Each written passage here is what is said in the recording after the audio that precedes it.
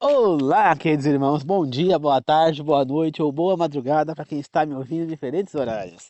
Que a graça do Senhor Jesus Cristo, o amor de Deus e a comunhão do Espírito Santo seja com todos nós.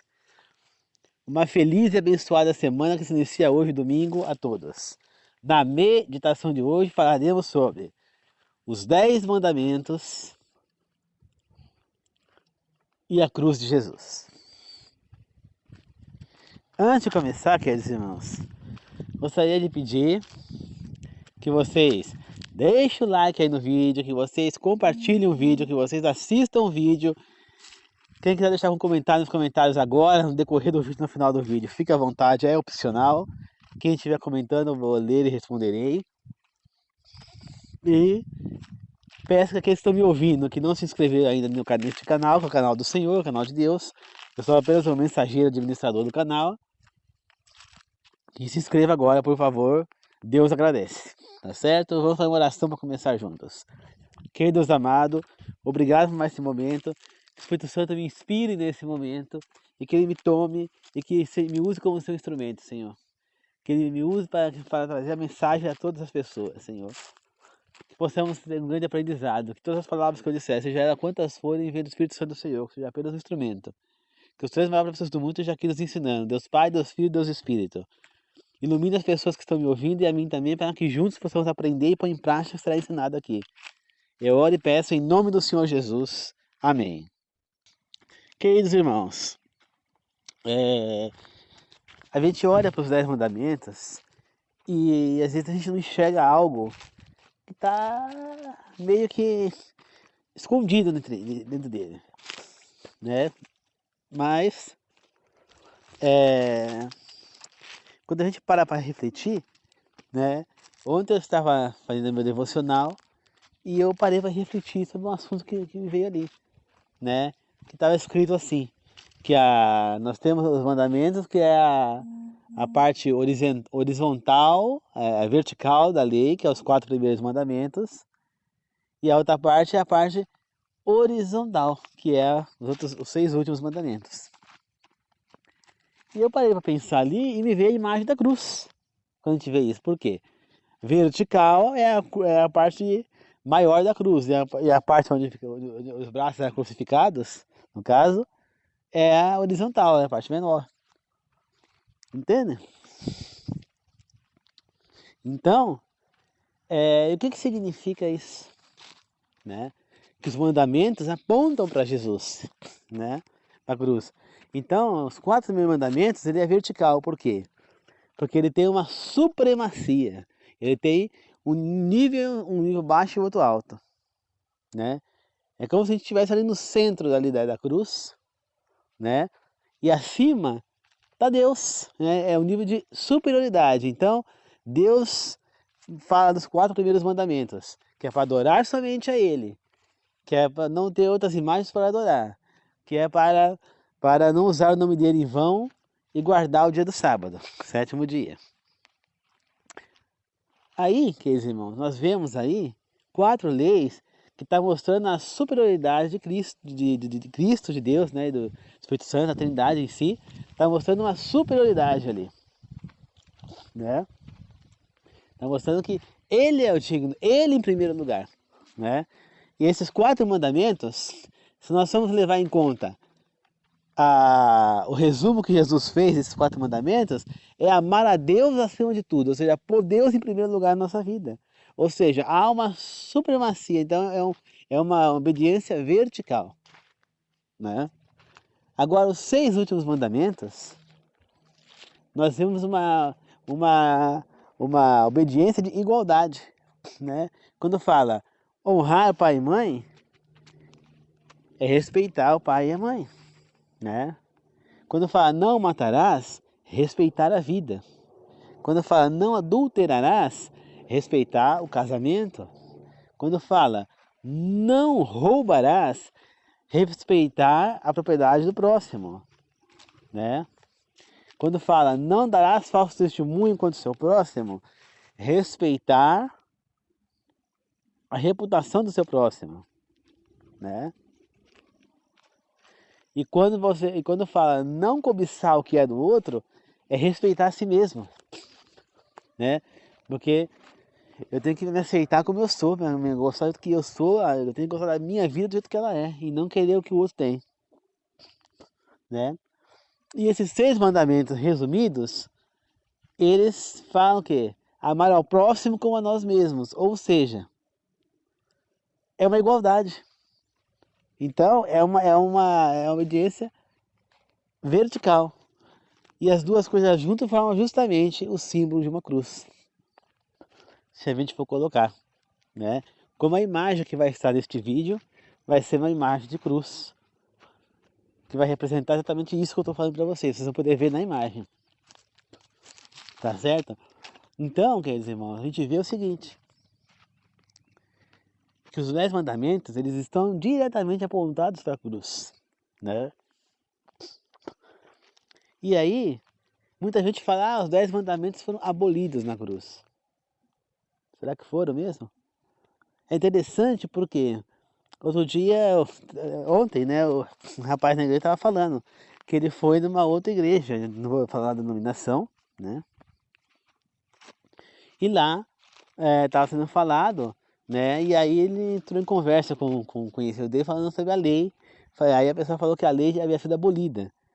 Aí ele então colocou em pauta. Então quer dizer que vocês acham que é normal o marido trair a mulher, matar, roubar? Ele fala, não, não, não, de jeito nenhum. Então aí ele falou, então peraí. Então o problema de vocês não é com a lei, mas é sim com a guarda do sábado, né?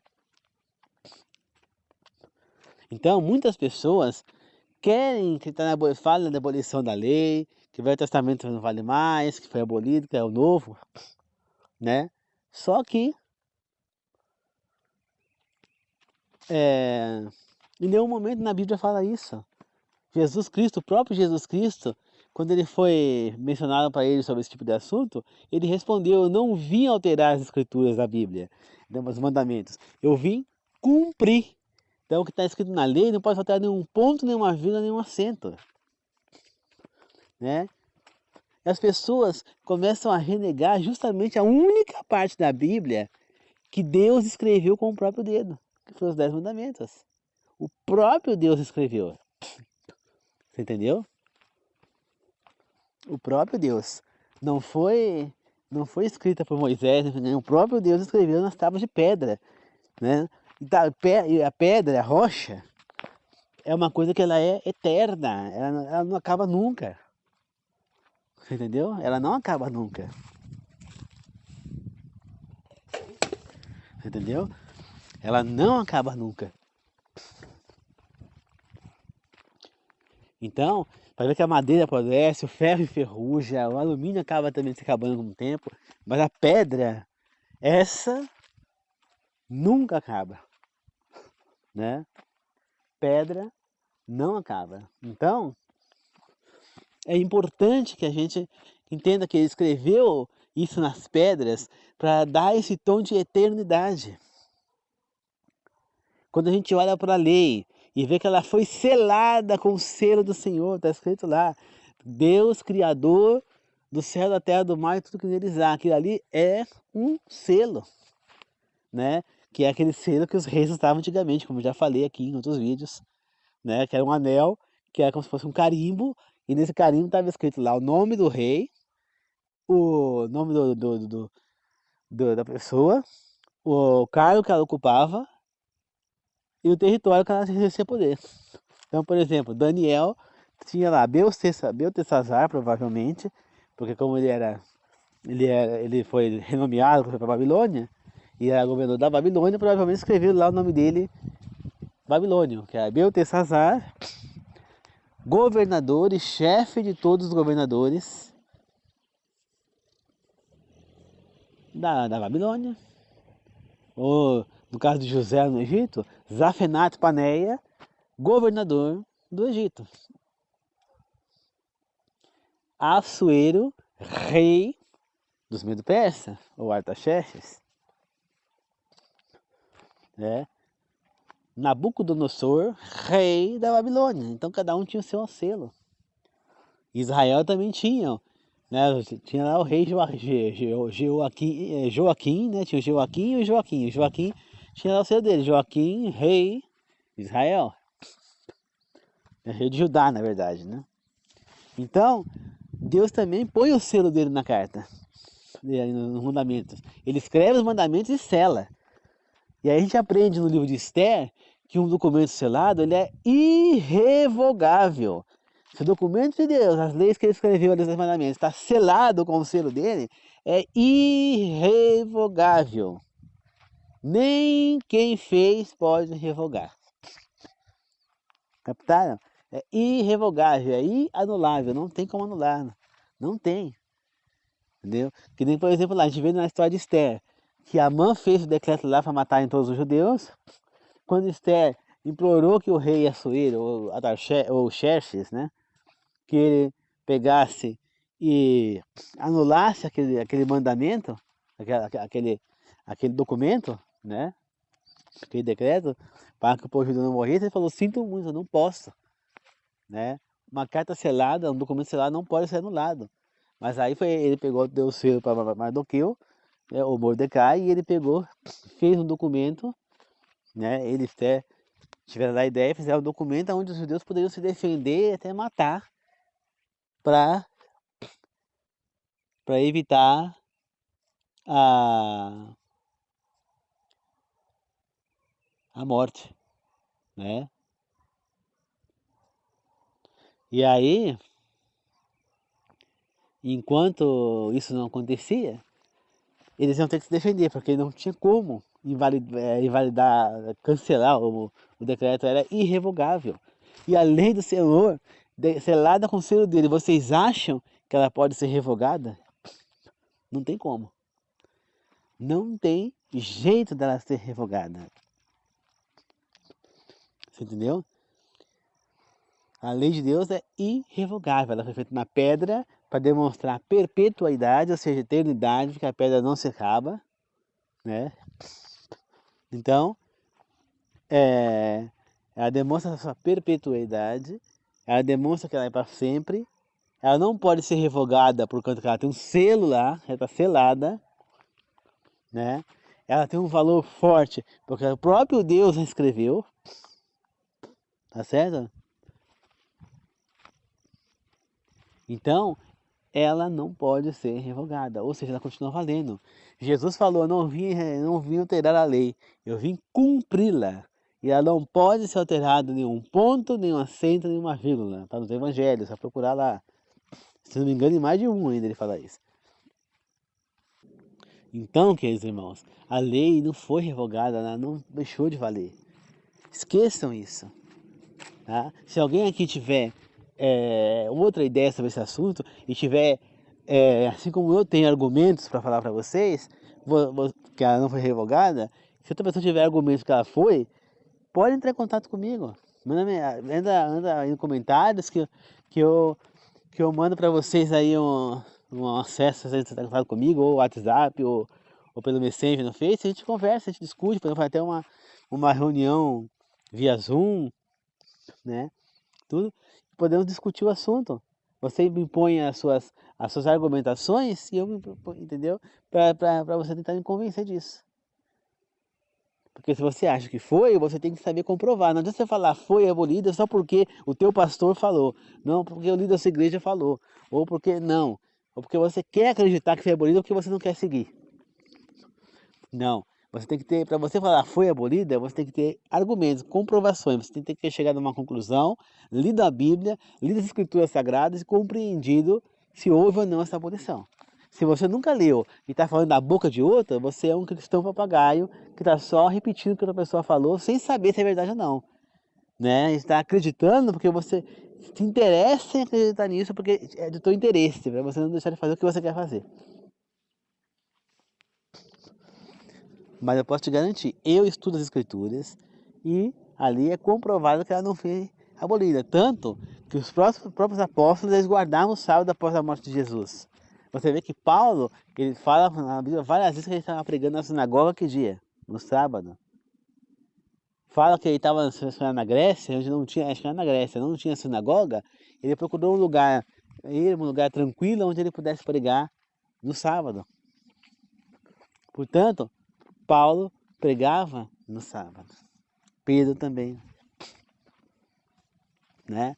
As pessoas usam muitas vezes alguns textos de Paulo para falar que algo foi revogado, que nem, por exemplo, usa o texto de Lucas lá em Atos, né? Que ele que escreveu Atos dos Apóstolos, para falar que Deus aboliu o consumo da carne de porco, né? Ou seja, as carnes imundas, no sonho de Pedro, que ele falou lá 3 vezes, desceu o lençol com carne lá, coma Pedro. Ele, não, come, não, jamais, nunca come carne imunda, coma Pedro. Aí Pedro acordou. Só que quando a gente vê o contexto da história e a gente vê a própria explicação, o próprio Pedro explica aquele sonho, você vê que não é isso que ele entendeu. O que ele entendeu foi que ele tinha que ir na casa do centurião Cornélio, porque chegou lá 3 homens, justamente. Deus mandou ele comer a carne quantas vezes? 3 vezes. Quantos foram os homens que chegaram lá para levar Pedro até a casa do centurião Cornélio? 3. Pedro era tido como apóstolo de quem? Dos judeus. Então Pedro jamais iria entrar na casa de um gentil, ou iria comer com um gentil, ou iria pregar para os gentios se Jesus não tivesse falado com ele daquela maneira ali, né? Então aquilo foi um chamado para Pedro prosseguir com aqueles homens. Então ele entendeu. 3 vezes falou, 3 homens chegaram, Pedro entendeu que era para ele ir junto. Captaram? Então não tem nada a ver com carne imunda.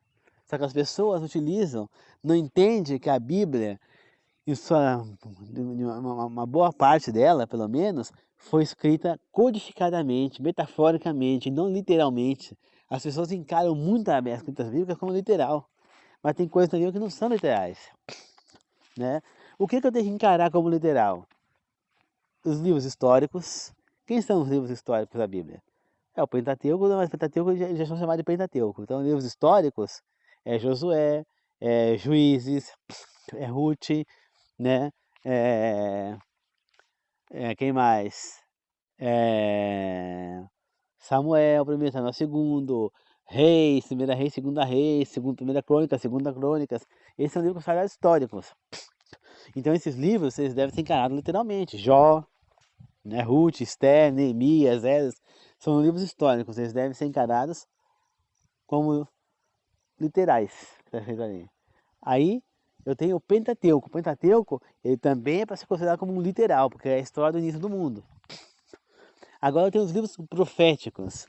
Os proféticos tem que usar eles como literais? Não. Por quê?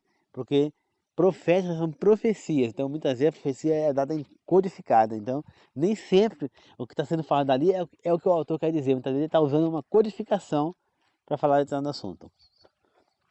Aí eu vou lá, evangelhos, eu posso ler como literais? Sim, porque evangelhos é um livro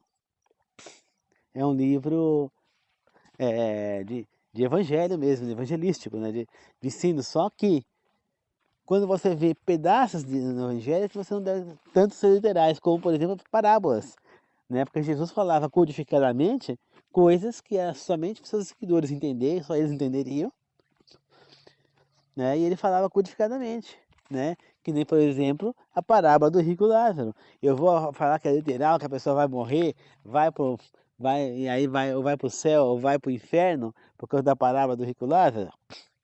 Se o resto da Bíblia fala o contrário, não. Eu tenho que entender que se a Bíblia está falando o contrário, só aquele pedaço está ali, significa que ele é uma mensagem codificada. Que Jesus está falando uma coisa e querendo dizer outra. Aí eu vou pesquisar cultura da época, as coisas da época, eu vou entender que o povo de Israel ali, as pessoas acreditavam que a pessoa morria e ia para o céu, para o inferno. Então, aí eu compreendo que Jesus falou de uma maneira que, como é que fala, que aquele povo compreenderia. Então, ele usou a própria crença deles para passar uma mensagem verdadeira. Captaram? Então, não existe isso que foi abolido. Se Pedro, Paulo, o próprio Jesus, os evangelistas, né, Mateus, João, Lucas e Marcos, eles usaram várias e várias vezes, foi citado no Velho Testamento, né? Esse negócio de amar a Deus acima de tudo já está lá no Velho Testamento, em Levíticos ou em Deuteronômio, né? Eles citam Isaías algumas vezes, citam Jeremias, citam... Então como é que o Velho Testamento foi abolido? Isso é inadmissível. Falar que o Velho Testamento foi abolido é a mesma coisa que falar que Deus no passado era um e Deus agora é outro. Isso não existe, é o mesmo Deus, é o Deus único, né? Só que agora, a diferença é que agora a lei está tatuada no nosso coração, na nossa mente, né? Então, o que Jesus aboliu ali para aqueles que forem contemplados pela graça dele lá de ter morrido na cruz, o que ele aboliu foi a morte eterna, a consequência, a punição pela transgressão da lei. Mas ela continua valendo, né? Até porque, gente, vamos supor, nós vamos ser salvos exclusivamente, vamos entender isso primeiro, exclusivamente pelo sacrifício de Cristo e pela intervenção do Espírito Santo. De jeito nenhum é por méritos nossos, tá? Até porque nós somos pecadores. Não existe quem nunca pecou.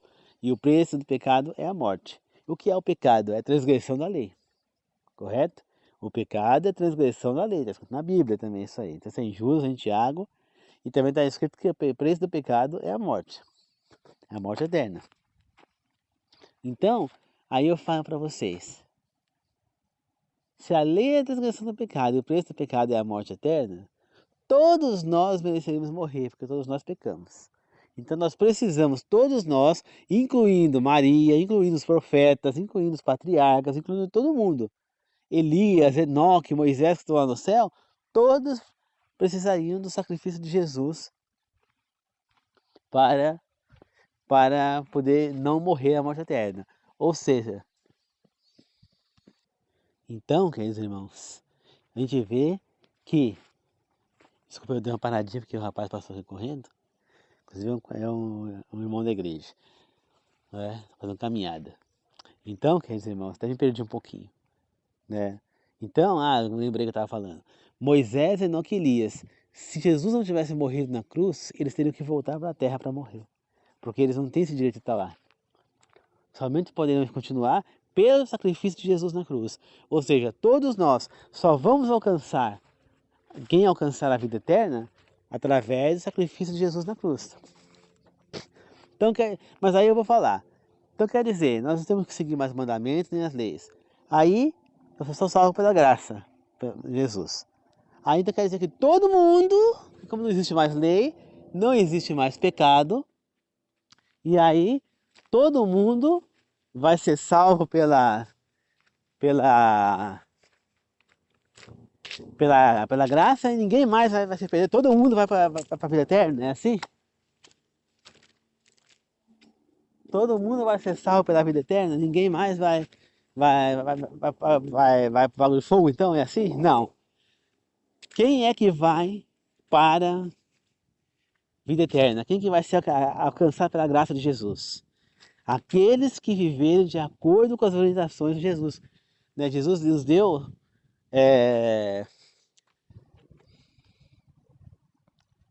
condições que nós devemos acatar para alcançar essa graça. E quais são essas condições? Que eu ame o próximo como a mim mesmo e que eu ame a Deus acima de tudo. E o que significa isso? Que eu sigo os 10 mandamentos. Como é que eu amo a Deus acima de tudo? Quando eu não uso o nome dele em vão, quando eu não adoro outros deuses que não seja ele, quando eu não adoro imagens, quando eu guardo o dia de sábado, eu ponho Deus em primeiro lugar na minha vida. Eu amo a Deus acima de tudo. E como é que eu amo o próximo como a mim mesmo? Primeiro, depois que eu me amo. E segundo, quando eu honro meu pai e minha mãe, quando eu não mato, eu não adultero, eu não roubo, eu não faço atitude contra o próximo, quando eu não cobiço. Ou seja, quando eu não faço para o outro o que eu não gostaria que fizesse comigo. Ou seja, para que eu possa alcançar a vida eterna, eu preciso estar dentro da lei do Senhor. Eu preciso estar seguindo essa lei. Você entendeu? Eu tenho que praticar o bem. Né? Para mim estar na vida eterna, eu vou ter que praticar o bem. Eu vou ter que ter as boas obras, trazer as pessoas para Deus, trabalhar para o Senhor e servir. Mas essas boas obras de trabalhar para Deus e seguir essas leis não vai me levar para a vida eterna. Não é isso, não é meu mérito. Por quê? Porque eu só vou conseguir seguir o decálogo, né, que na linguagem hebraica é 10 palavras, né, não 10 mandamentos. Eu só vou conseguir seguir isso e seguir também as incumbências de não ter contato com os mortos, não praticar espiritismo, não cometer ato homossexual, não, como é que fala, não comer as carnes imundas, seguir as orientações de Deus e os mandamentos, se o Espírito Santo me tomar e se o Espírito Santo agir em minha vida. Porque sozinho nós não conseguimos seguir os mandamentos. E Deus sabe disso. Por isso que Ele tolera alguns dos nossos pecados, nossos deslizes, porque Ele sabe que nós não temos competência, não temos força suficiente para lutar contra esse mal, sem a ajuda de Deus. Por isso que a nossa salvação ela é exclusivamente através de Jesus Cristo e do Espírito Santo, automaticamente através da graça. Porém, Jesus Cristo e o Espírito Santo só podem agir na nossa vida quando nós nos entregamos para Ele de verdade e estamos dispostos sinceramente a servi-los. Então, é muito importante que nós sigamos as leis. Por quê? Porque se Deus orientou, Ele nos deu limites para que nós pudéssemos agir, Ele fez isso com a intenção de nos proteger de maus. Ele fez isso com a intenção de nos livrar de doenças. Por exemplo, por que será que Ele proibiu a gente comer carne, por exemplo, carne de porco? Aí eu pergunto a vocês comeriam carne de urubu? Não, é abutre. Vocês comeriam carne de corvo? Não. Vocês comeriam barata dessas do esgoto, não barata tratada? Não. Vocês comeriam rato de esgoto, não rato tratado? Não. Vocês comeriam carne de gambá? Ah, não. Pode ser que alguém até comeria, mas garanto que urubu ninguém comeria. Agora, por que então que você acha que você pode comer a carne de porco? Se Deus compara a carne de porco à carne de urubu, é tão abominável quanto a carne de urubu. Se Deus está proibindo o nosso consumo, nós consumamos isso aí, não é porque Ele quer que a gente não coma algo que é gostoso, porque carne de porco é gostoso, porque eu sempre gostei. Não, Ele está falando para não comer, porque é para a nossa saúde, porque mal faz para a gente. É para o nosso bem que Ele está deixando as leis, os mandamentos. Não é para nos prejudicar. Se Ele está falando para que eu tenha, que eu trate o próximo como a mim mesmo, é para que eu não venha a sofrer consequências. Por quê? Quando eu traio a minha esposa, além de eu poder desenvolver doenças sexualmente transmissíveis, por exemplo, e transmitir para ela, eu estou destruindo algo que é criado por Deus, que é o casamento. Foi criado e abençoado por Deus. Eu estou descumprindo a lei de Deus. Se Ele proíbe a relação homossexual, é porque Ele não criou isso. Ele criou um homem e uma mulher, não é? Ele criou Adão e Eva. Ele não criou Adão e Adão. Ele não criou Eva e Eva. Ele criou Adão e Eva. E Ele disse fazer o quê? Multiplicai. Um casal homossexual não pode multiplicar. Aí a pessoa fala, mas hoje em dia pode. Hoje em dia pode, porque hoje em dia tem a rede de aluguel, no caso dois homens, e a mulher, ela pode, uma das duas, servir de mãe, né, no útero e pegar um esperma doado pelo homem para fazer a inseminação e a gravidez, tudo bem. Mas é isso que Deus quer? Claro que não. Ele aprova esse tipo de coisa? Não. Ah, quer dizer, então que eu e minha esposa não podemos ter filho, não posso fazer inseminação? É diferente. É diferente. Então vamos supor, eu e minha esposa temos um problema genético, que no caso, ela tem um problema no ovário que não pode engravidar, ou eu tenho problema no meu espermatozoide que também não consigo, não posso ter pai. Mas, se eu pegar e retirar meu espermatozoide e tirar o óvulo dela, fecundar e fazer uma inseminação artificial, talvez ela consiga engravidar. Ou se não, se ela não puder gerar uma criança, pega o óvulo dela no espermatozoide, injeta numa barriga de aluguel, uma mulher que aceite isso, e ela vai gerar um nosso filho. Está errado isso? Não está. Está sendo feito isso porque está tendo um problema de saúde que está impossibilitando de ter. Agora, não um casal que não tem condição de ter, porque duas pessoas do mesmo sexo, fazer, aí já está errado. Quem fala isso, gente, não sou eu, não sou eu, é a Bíblia. A Bíblia é muito clara, homem não se entrega a outro homem como a mulher não se entrega a outra mulher como se fosse homem. Em Coríntios, Novo Testamento, hein? Coríntios, vocês leem lá, Paulo está falando que homens foram entregues lá, foram entregues a maldições, inclusive começaram a homens deitar com homem, até as mulheres passaram a trocar situações e deitar com outras mulheres. Isso aí foi um castigo do Senhor. Então Deus vai castigar com algo que é certo? Não, ele vai castigar com algo que é errado, né?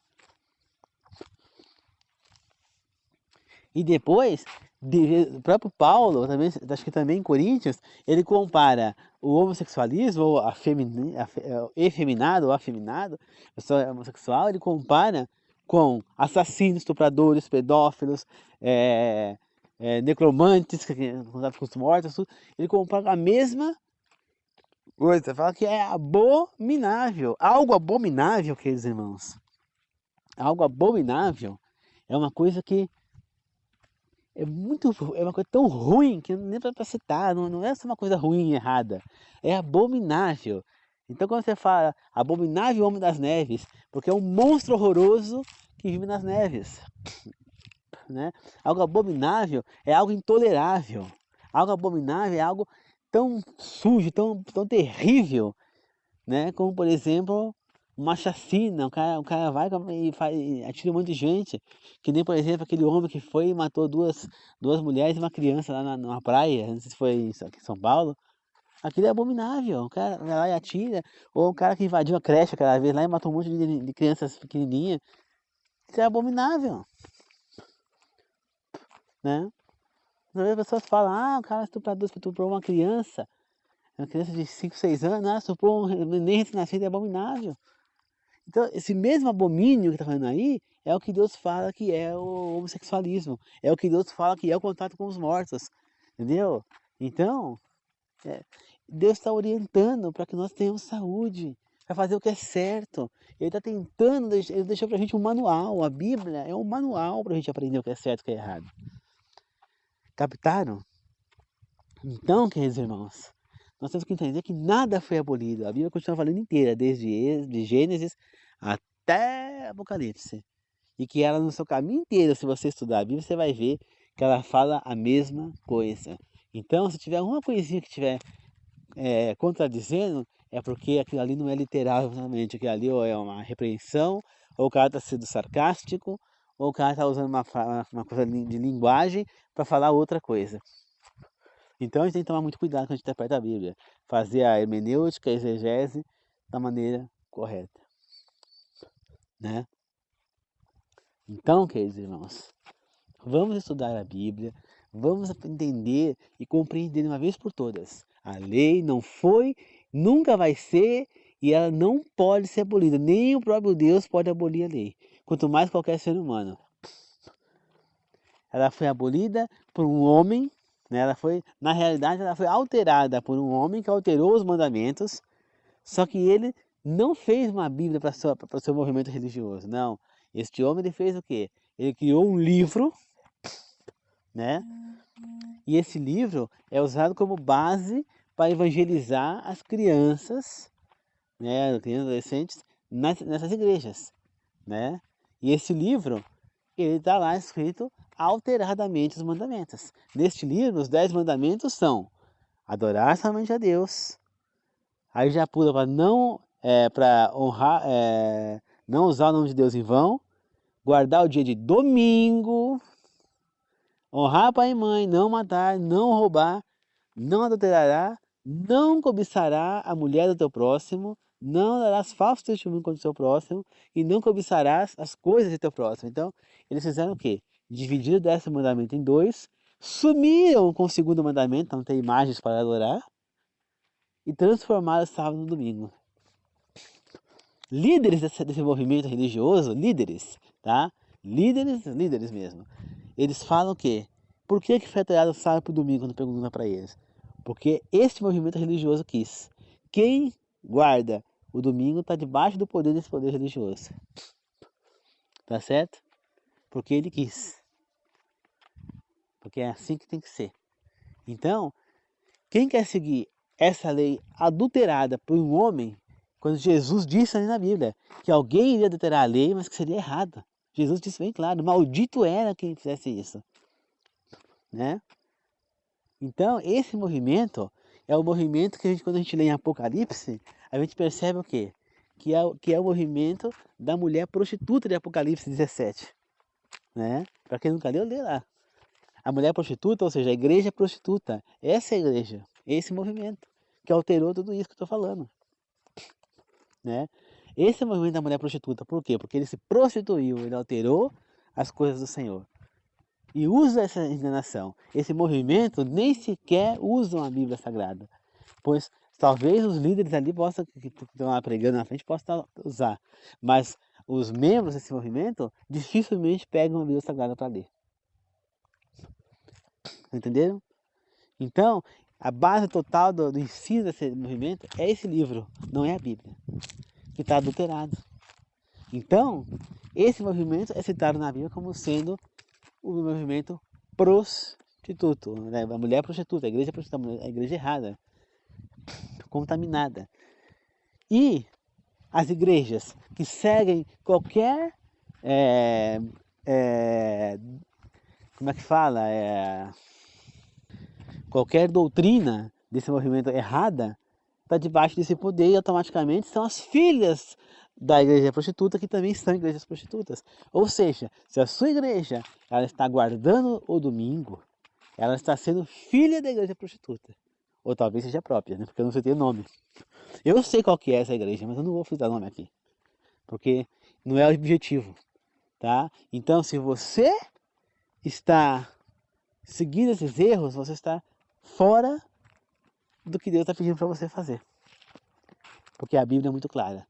Não tem nada que foi abolido. O que é falado no velho é falado no novo. É citado toda hora o velho no novo.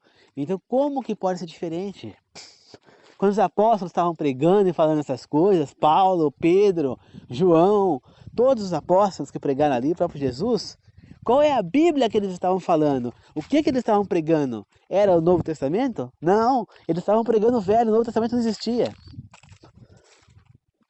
Esse Novo Testamento ele só foi entrar em vigor muitos anos depois do que João, o último apóstolo que morreu. Muito depois é que foi juntado todas as escrituras e feita a Bíblia, nem existia a Bíblia. Então, quais eram os escritos que eram usados nas sinagogas, no templo, pelos apóstolos? O Velho Testamento. Então, quando eles estavam pregando lá, eles estavam citando o quê? O Novo Testamento? Não, eles estavam citando o Velho. O que eles tinham como base para poder provar o que eles estavam falando sobre Deus, sobre as coisas, era o Velho Testamento. É o que eles tinham na mão, era a famosa Torá, né? Mas naquela época acho que nem a Torá não existia, era só os escritos mesmo no templo. Então, o que eles usavam para pregar era o velho, não existia o novo, gente. Como que agora vem falar que o velho foi abolido? Percebe-se que não tem cabimento falar uma coisa como essa? É totalmente maluco falar uma coisa desse tipo. Então, queridos irmãos, que vocês possam ter compreendido de uma vez por todas que é impossível anular o mandamento do Senhor. Ninguém, nem o próprio Deus, nem Ele mesmo pode fazer isso. Porque Ele selou esse documento.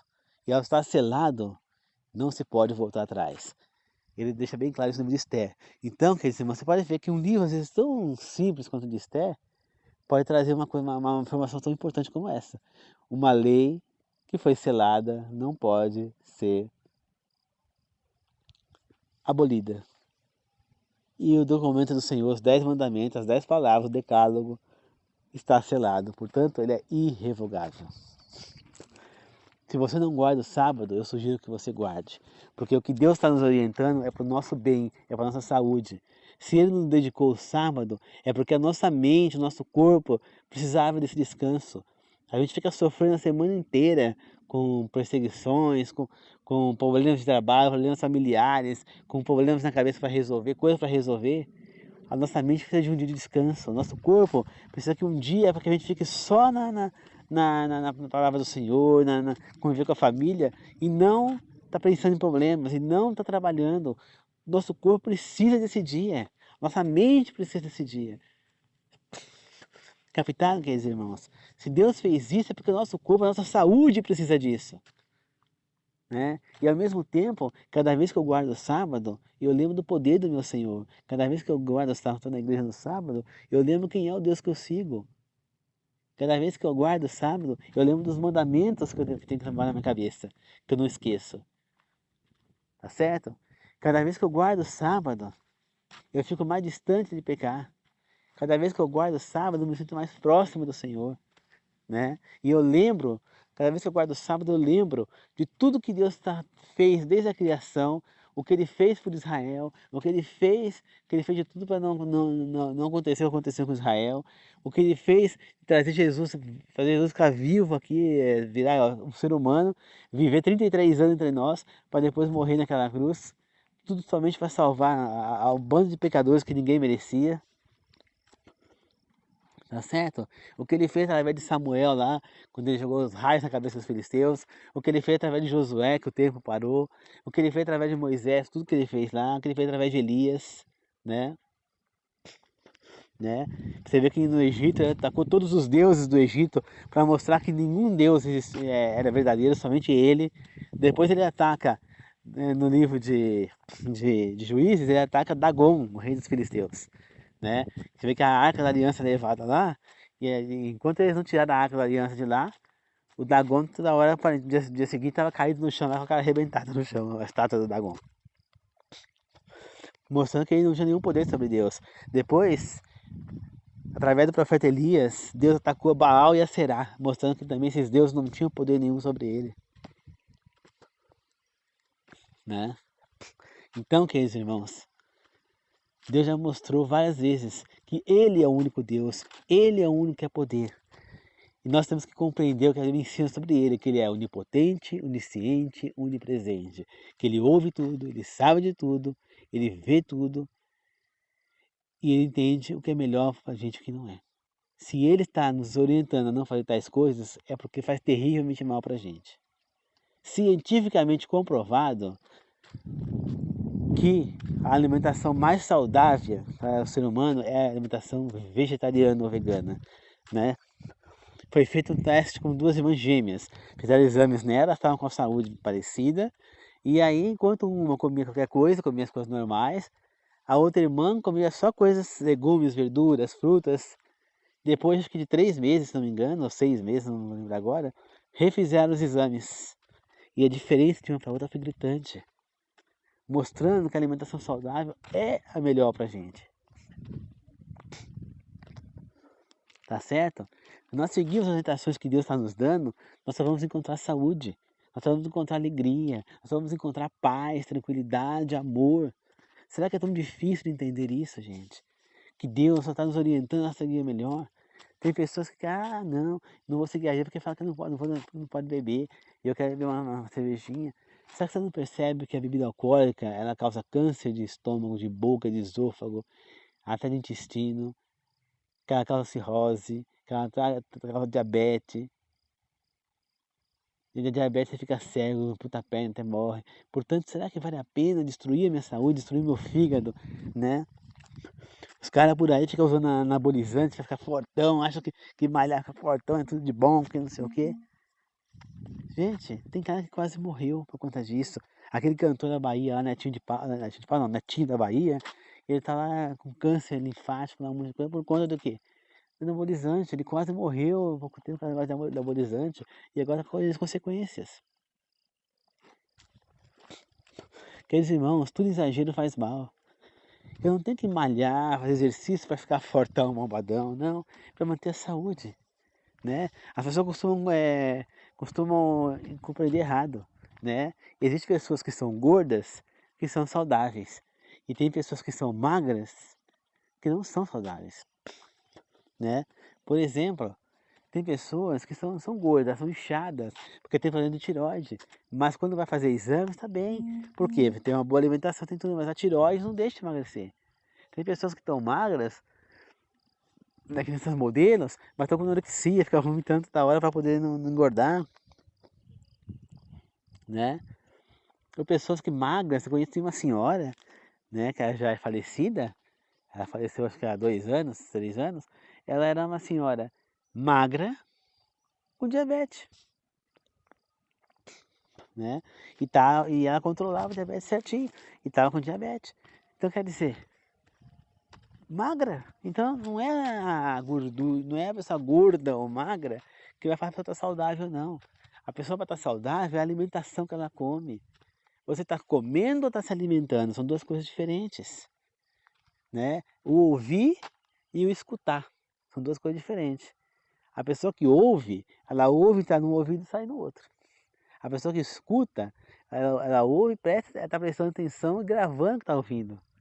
Entendeu? Então vocês estão me ouvindo nos áudios ou estão me escutando? Captaram? Então, isso é buscar a saúde. Então, quando eu me alimento corretamente, eu vou me alimentar, eu não vou comer. É diferente. Tem gente que vai lá, come, aquele pratão de comida, come, até não aguentar mais. Aí, dali a meia hora, 40 minutos, a comida começa a fazer digestão, o pessoal volta com fome outra vez. Por quê? Porque não se alimentou, comeu. Comer é como qualquer coisa. Agora, se alimentar é você ter no seu prato, pelo menos 90% da substância que você precisa. Então, e aí o ideal é que você faça o quê? Na hora que você come, logo em seguida você já tome as vitaminas extras, que vocês possam estar tomando um chá de extra. Para quê? Aquilo ali vai ajudar você a ficar mais saciado. O teu corpo vai absorver essas vitaminas que vai fazer bem para a sua saúde.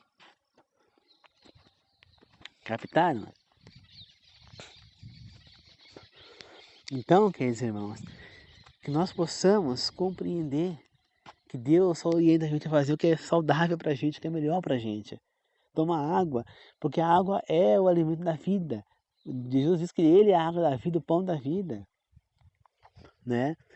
Ele fala fazer exercício físico para manter a saúde, para não atrofiar os músculos, as musculaturas.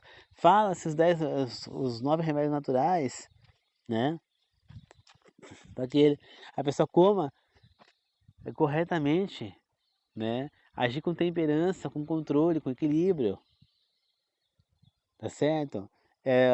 Respirar ar puro, no ar livre, tomar 15 minutinhos de sol das 11 horas até 3 horas da tarde, 15 minutinhos para receber a vitamina D, tudo isso ele está orientando, o descanso que ele está orientando também nos exercícios naturais, não só o descanso de dormir à noite no horário certo, que é no máximo das 10 horas, a partir das 10 horas, 8 horas por dia, estourando 11 horas. Por quê? Quando está à noite, o nosso corpo ele solta substâncias que vai fazer a gente descansar, relaxar e recuperar as energias. Quando o dia começa a amanhecer, o corpo já não produz mais. Então, eu posso dormir o dia inteiro. Se eu não dormir naquele horário, eu não vou conseguir repor minhas energias. Eu vou acordar legal. E eu falo uma coisa, hoje eu tive uma comprovação disso. Eu dormi um pouquinho mais cedo ontem, nem tão mais cedo, e levantei hoje 4h30 da manhã. 4h30 eu levantei porque eu fazer uma prova hoje de professor que eu tinha que fazer, para dar aula ano que vem. E aí o que aconteceu? Eu levantei bem, eu dormi mais cedo, levantei bem, mais disposto, estou disposto agora, estou cansado, né? Estou com a mente cansada, mais a mente que o corpo cansado hoje, pra falar a verdade. A minha energia, agora geralmente eu estou caído, eu estou sem energia. Por quê? Porque eu durmo tarde e eu não reponho as energias, o corpo cobra. Entendeu? E aí depois tem problemas cardíacos, um monte de problema. Então, a gente tem que tentar dormir no horário, tentar se controlar. A vida não é como a gente quer, é como tem que ser. Deus sabe o que é melhor pra gente. E por fim, a confiança em Deus, que é um dos 9 remédios naturais. E o 9º, eu mesmo acrescentei porque eu acho que é um remédio. É o sorriso, é a risada. Né? Eu acho que não tem como é que fala? Analgésico melhor e mais saudável do que a riso, né? E remédio que ajuda também. Por quê? Teve um dia Eu estava com ansiedade, eu estava com aquele mal-estar, estava para baixo, taquicardia, pressão descontrolada, estava com mal-estar. Aí eu estava assistindo o programa do Silvio Santos. E aí começou as câmeras escondidas, comecei a rir, daqui a pouco. Falei, cadê o mal-estar? Foi embora. A minha depressão normal, batimento normal, por quê? Porque eu esqueci daquele problema, comecei a rir, e o riso é o melhor remédio. Cientificamente falando, comprovadamente, foi comprovado que as pessoas que riem, que vivem mais alegres, que são mais brincalhonas, que são mais extrovertidas, mais... Eu nem falo extrovertido, eu falo sinestésica, né? Aquelas pessoas que gostam de brincar, coisa, que elas vivem mais do que não. Por quê? Porque a alegria é um combustível para o corpo, entendeu? Então eu gosto muito de ver as coisas rir, eu sempre gosto de sorrir, de brincar, né? As pessoas acham que ficar adulto é matar a criança que existe na gente. Mal sabem que a criança que está dentro da gente é que vai fazer ela viver muito mais do que se matar aquela criança, né? Que nem, por exemplo, a pessoa fala, ah não, você não tem que assistir Chaves, que é coisa infantil. Ah, você não tem que assistir novela Caverna Encantada, Poliana, Campos do Resgate, Chiquititas, porque é coisa de criança, Carinha de Anjo, coisa de criança. Ah, não pode assistir desenho animado, é coisa de criança. Ah, não pode ver Castelo Rá-Tim-Bum, coisa de criança. Então quer dizer, são coisas que vai fazer a gente rir, que vai fazer a gente se desenvolver. Aí eu falo pra você, qual que é a principal orientação que eu já falei pra vocês aqui, que devemos assistir, devemos ver? Eu posso assistir isso com meu filho? Se a palavra for sim, então eu vou assistir. Eu posso ver isso com meu filho? Não, então eu também não vou assistir. Porque se não serve pro meu filho, não serve pra mim. Essa é a maneira que a gente tem que enxergar as coisas, queridos irmãos. Tá certo? Então, queridos irmãos, é isso. Entendam, a lei não foi abolida, nada foi abolido. E pelo contrário, a lei aponta para Jesus na cruz, porque ela é em formato de cruz. As pessoas não percebem, porque ela é escrita uma embaixo da outra. Mas se você perceber bem, o cumprimento dela é em formato de cruz. Porque para me cumprir as 4 primeiros mandamentos é vertical, ou seja, por Deus acima de tudo. E para mim cumprir os outros 6 mandamentos é horizontal, porque eu tenho que pôr tudo em pé de igualdade, né? E acaba sendo uma cruz, né? A lei é uma cruz. Assim como também, acho que muita gente talvez não saiba disso que estão me ouvindo, mas tanto o tabernáculo como o templo, todos os objetos dentro do templo, eles formavam uma cruz, né? Aí você tem lá a água da purificação, representava Jesus no templo. Aí você tem lá o altar de sacrifício, representava o sacrifício na cruz de Jesus, né? Então, você vê, aí o animal que estava sendo crucificado representava o sacrifício de Jesus na cruz. Então, tudo ali no templo representava Jesus. A lei representava Jesus. Entendendo que tudo nos encaminhava para Jesus. Mas, se nós não seguirmos essa lei, se a lei é Jesus, se a lei está apontando para Jesus, e eu rejeito essa lei, concordo que ao mesmo tempo que eu rejeito a lei, eu rejeito Jesus? E como que eu quero ser alcançado pela graça de Jesus, se eu rejeito a lei que está apontando para ele? Captaram que não tem sentido? Então, quer dizer, irmãos, a primeira coisa para vocês aqui, vocês querem para a vida eterna? Muito bem. A primeira coisa que vocês têm que fazer é aceitar que a Bíblia completa é o livro do Senhor. E entender que o que está escrito ali é para ser seguido. Primeira coisa. Segunda coisa, você tem que ter sinceridade e querer realmente servir o Senhor. Querer realmente, estiver disposto a seguir a Deus, seja como for, o que tiver que ser feito, você vai fazer para seguir o Senhor. Terceira coisa, você tem que estar aberto a deixar o Espírito Santo agir na sua vida. Ter força de vontade. E por fim, não menos importante, tratar o seu próximo e ver que ele precisa de ajuda e ajudá-lo. Olhar para um assassino, para um estuprador, para um pedófilo e olhar para ele não como um bandido, como um ser abominável, um ser terrível, não. Mas como um ser vítima. Vítima é entender que o único inimigo que existe para nós, o único inimigo é Satanás e seus demônios. Que nenhum ser humano é nosso inimigo, pelo contrário. Os seres humanos, eles são nossos entes queridos, são nossos irmãos, podemos dizer. Mas quando eu falo irmãos, quando a gente fala irmãos na igreja, eu não estou me referindo a irmão nascido de pai e mãe, irmão de sangue, não. Eu falo de irmão como como o mesmo significado quando fala Jesus, como falou lá o cego Bartimeu, Jesus, filho de Davi.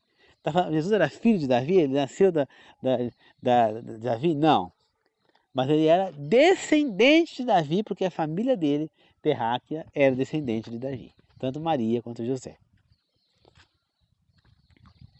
Por isso ele é chamado de filho de Davi, descendente. Alguma vez na Bíblia fala Jacó, filho de Abraão. Mas Jacó era filho de Abraão? Não, ele era neto. Mas ele era descendente de Abraão. Entendeu? Então, a palavra irmão, que nós chamamos de irmão de fé, fala que os seres humanos, nós somos todos irmãos, significa que nós somos todos provenientes da mesma descendência, da mesma família. Todos somos descendentes de quem? De Adão, de Sete, de Enoque, de Matusalém, de Lameque e de Noé. Ou seja, todos nós viemos da mesma descendência. Todos nós viemos da mesma descendência. Por isso somos todos irmãos. Por isso somos todos da mesma descendência, da mesma família.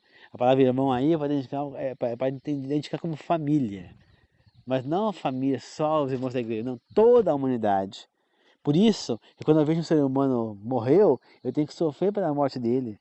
Agora, morre, por exemplo, vamos supor, meu avô que já morreu. Por exemplo, morreu. Eu chorei pela morte dele, perdi meu avô.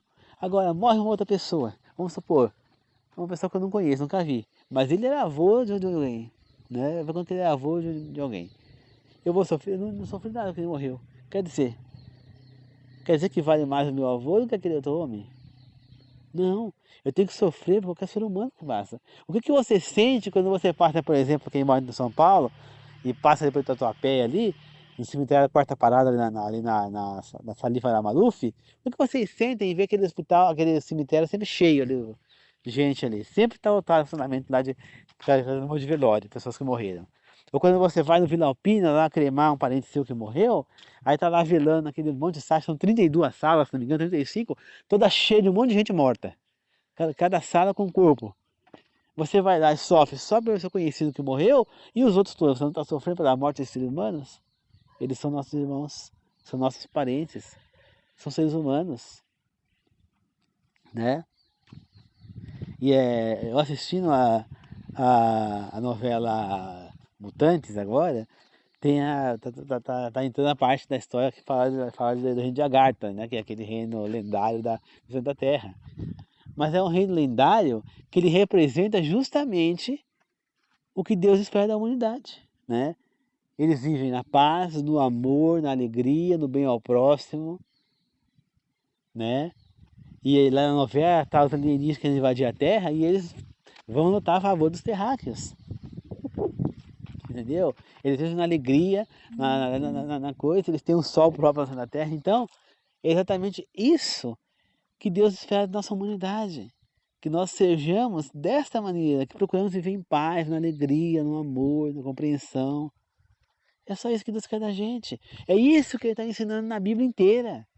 Só que parece que as pessoas não entendem, né? Tem pessoas que ouvem e rejeitam, né?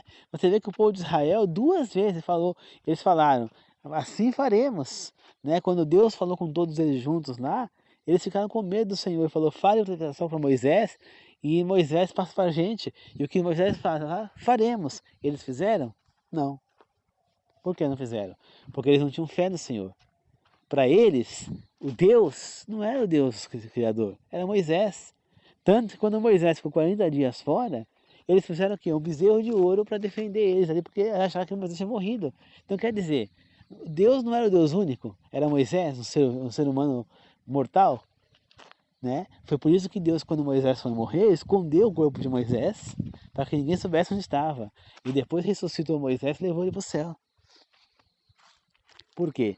Porque o povo queria fazer dele um Deus. Né? Você vê que ele sumiu, ficaram desesperados, quer dizer, mesmo sem Moisés, não teria Deus abandonaria eles? Porque era só Moisés? Não. Tanto que quando Moisés foi embora, Josué ficou no seu lugar. Deus já tinha deixado Josué antes, né? Moisés já tinha avisado para todo mundo que Deus tinha escolhido Josué para ser seu sucessor. E quando Moisés sumiu, Josué sumiu. E Deus não continuou abençoando Israel, mesmo sem Moisés, todo esse tempo todo. Então por que eles não confiaram em Deus? Né? Depois, os remanescentes, depois que Nabucodonosor invadiu Judá e matou quase todo mundo, levou um monte de cativo, sobrou lá uma mixaria de pessoas lá, sei lá, 50 pessoas, que nem isso. E aí essas pessoas se reuniram e aí houve uma traição lá e mataram Gedalias, que tinha sido nomeado por Nabucodonosor governador de Judá. Já que Nabucodonosor tomou a cidade, né? Ele que era o rei agora, então ele pôs um governador lá para controlar a cidade. Aí um homem chamado Ismael, que era um dos capitães do exército de Israel, de Judá, fez a covardia, ele pegou e se revoltou contra Gedalias, porque ele foi pago para isso, e o matou, né? Aí aquele povo que estavam ali reunidos, eles chegaram em Jeremias, o profeta, e falou: fale para o seu Deus, que ore a ele e peça que ele nos oriente o que devemos fazer. Porque assim, o que aí sim faremos, o que ele falar, nós faremos. Ele falou: então eu vou perguntar para o Deus de vocês, né? Ele fala, ou em outra versão da Bíblia fala: eu vou perguntar então ao seu Deus, né? Ou seja, Jeremias não estava falando chamando Deus de seu Deus, não, ele estava sendo sarcástico. Por quê? Porque o povo não falou para Jeremias: olha, é o nosso Deus, sim, é o seu Deus. Então, o que ele está dizendo? Aquele povo não tinha Deus como sendo Deus deles. Então é o Deus de Jeremias, né? E Jeremias falou: tudo bem, eu vou falar com ele. Ele falou: fale